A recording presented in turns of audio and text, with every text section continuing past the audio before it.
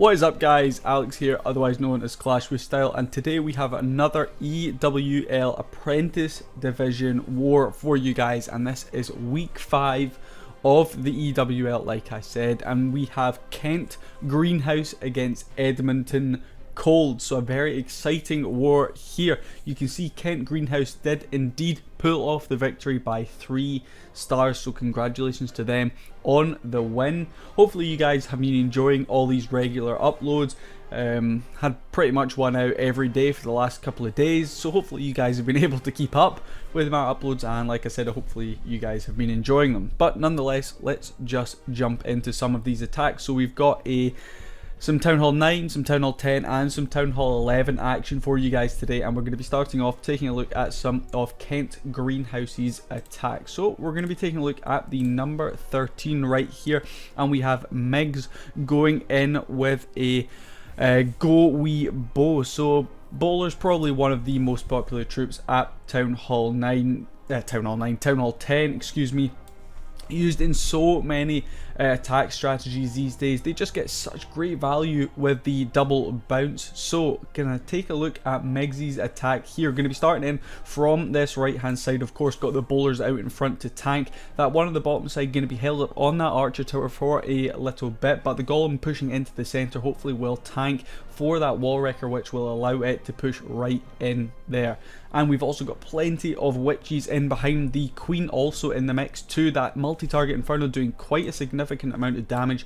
We could really do with it going down sooner rather than later. It does go down right there. And the troops now unfortunately pushing down onto the bottom section of this base. All spells have now been used. That heal spell bringing those witches and bowlers back up on the bottom section of this base, helping keep the heroes alive for a little bit longer too. The jump spell giving access onto plenty of those compartments. Unfortunately, oh yes, it does just quite reach that multi-target inferno, so just perfect placement by Migs on that jump spell will give these troops access into the rest of these compartments, and the queen's ability is still in hand, so that is pretty much the melon's fate sealed right here. Those witches doing quite a great job out in front there. The golem is going to tank on that last cannon for us, which will give these witches time to get some skeletons back in the mix. The queen, what is she doing? Of course, she's bashing on a wall. Just an overpowered wall breaker, as I always say. Giant bomb and bomb is going to catch her on the bottom section, but pretty much Migs has already got the job done. Like I said, queen's ability still in hand, so not too much really left here to take down. Ability is going to be popped right there, going to finish up on that cannon to pick up a very strong Town Hall 10 3-star attack. Good to see the witches getting quite a lot of love there at Town Hall 10. A lot of the time you'll find people tend to not use 10 witches, but impressive for Migs here to see that indeed. So let's move on to the next attack.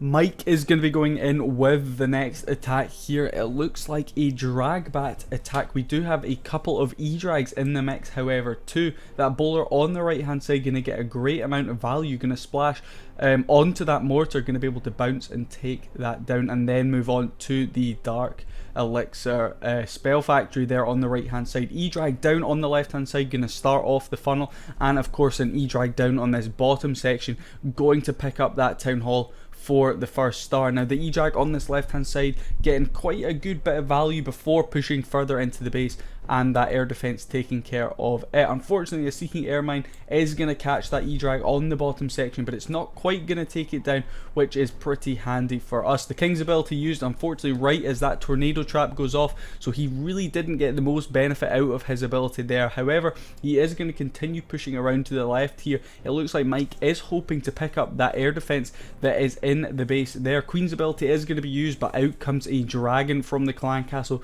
which is going to hold up the queen here and probably means she is not going to be able to take down that air defense. So no, it looks like already this plan not quite going the way Mike would have wanted it.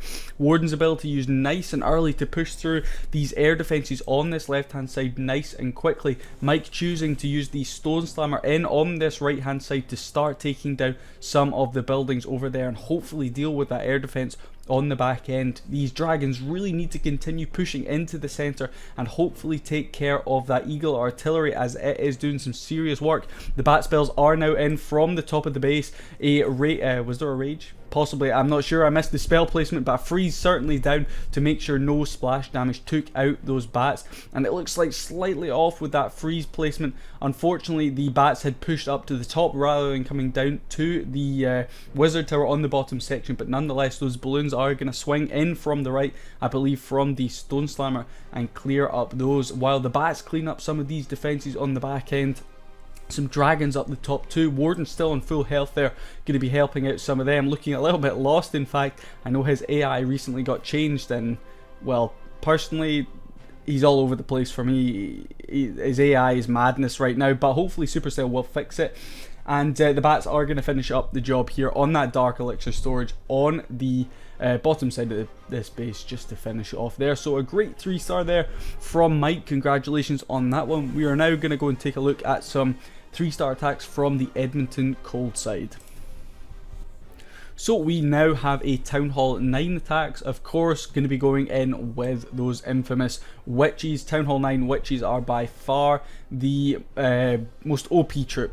It's pretty much impossible to not 3-star. I mean, a few things can go wrong, but Night Fury is going to be going in with 3 golems, followed in by witches. I'm guessing there probably will be bowlers in the clan castle as well, and it looks here like yep, so Night Fury is going to be using a jump spell to open access into that first compartment. Going to be using that other jump spell further on, I'm guessing, to push into the center of the base. Poison spell, of course, down for those pesky witches in the clan castle. A giant bomb is going to go off, but only catching the golem right there. Another jump spell, yes, great placement on that. Possibly could have been slightly more to the left to catch that other compartment where the expo and barracks are, but nonetheless, the bowlers from that clan castle, the max level bowlers, doing an incredible job at ripping through the core of this base. Like I said at the start of the video, the splash damage they get from that bounce is just incredible. So the queen going to be taking care of that expo there. She is then going to push down to this bottom section of the base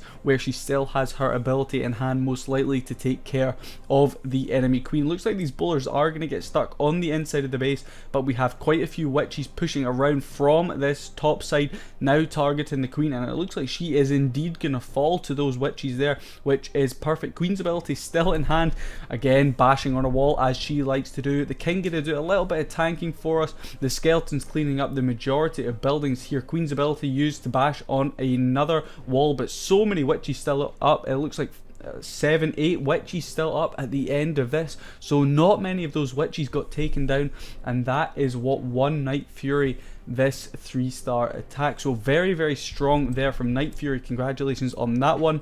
Let's go and take a look at the last attack of this video, which is a Town Hall 11 P-Weebo.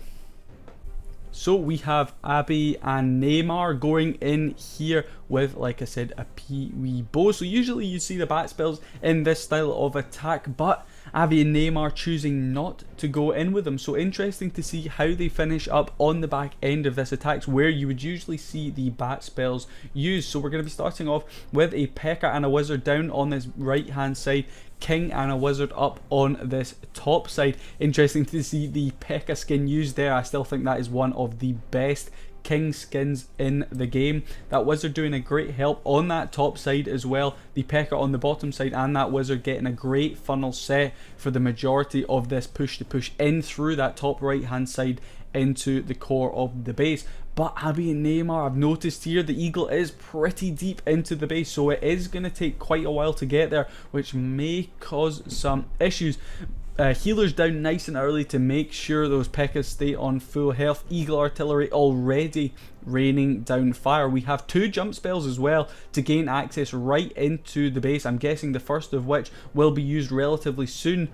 And yes, it goes down right there, and out comes the clan castle troops. Poison spell, of course, down as quickly as possible on that. King's ability is going to be used on that top hand side just to make sure that the buildings up there fall and the troops do not push to the outside of the base. We need to make sure everything stays in the core. The eagle artillery still doing such a significant amount of damage. We need to get that down as quickly as we can. Stone Slammer now going to be coming in from this right hand side. Interesting to see, usually they would bring a wall wrecker and no jump spells, but Abby and Neymar obviously seeing a fault in the base here, going to be able to gain access into the majority of the base just with 2 jump spells, and this Stone Slammer will be able to clean up all of this bottom section of the base, splash damaging so many buildings, which will also allow the queen to step out of the base. Those P.E.K.K.A.s going to push in on very, very low health. We could really do with getting that multi-target Inferno down. No, unfortunately not quite going to get the job done there. The Warden then getting targeted by all the defences over on that area,